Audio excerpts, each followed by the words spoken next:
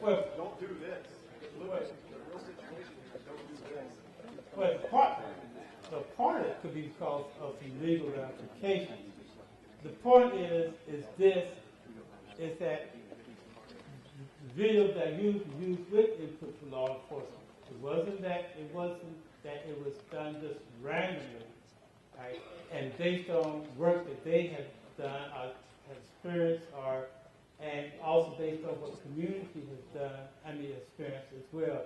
It wasn't just done randomly, right? And I understand that the fact that you said, well, it focused on the negative things, but those negative things that were causing the problems in the community, right? And what we wanted to share with not only, a lot of you know about legal basis and so on, but a lot of community members don't know about legal basis, and how the basis could have impacts the way we do our job. Not only you, but me, and other people as well as our community some community members use their biases to negatively impact or have negative perceptions of law enforcement. So that's basically what the training was all about. Again, it's a training tool. Without getting into any legal ramifications on using certain videos. Okay, remember, in some of those videos, actually it happened that the media took, in some cases, the media captured certain pieces, but not all the pieces. All right. You guys got that on video? Is that copyrighted, or did the Department of Justice create that where we could use, because there's two other scenarios on here we didn't really get to see. Right.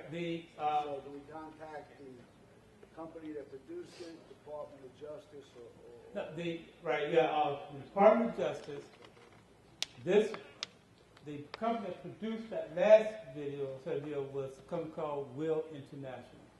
All right, and they're done with a grant from the Department of Justice, as you saw, and that's probably the contact person about that. Okay, and they may have updated since the last time I used it.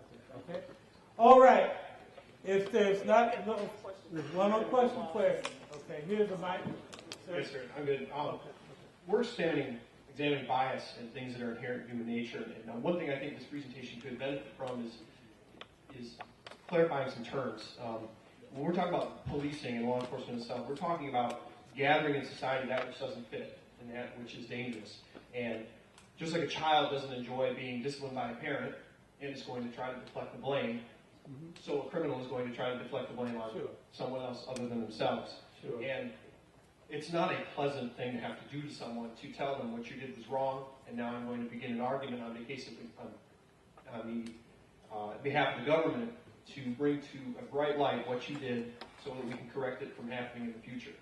And it's a little naive to think that we can avoid complaints or that all of those complaints are legitimate.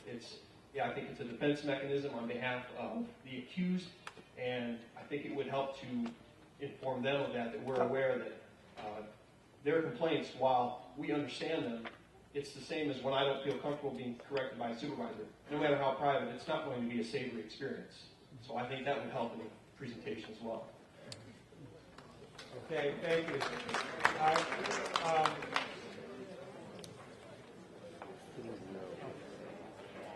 I ride with cops. I guess y'all want to know what that is. Citizens on Patrol. We patrol the neighborhoods of Fayetteville almost every day of every week. We talk to people that are out in their yards, walking their dogs and whatever. I've never heard any complaints against y'all for anything. So I don't know where this community people were coming from,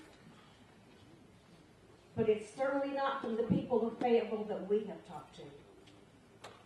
Y'all do a wonderful job, and as one community person, thank you.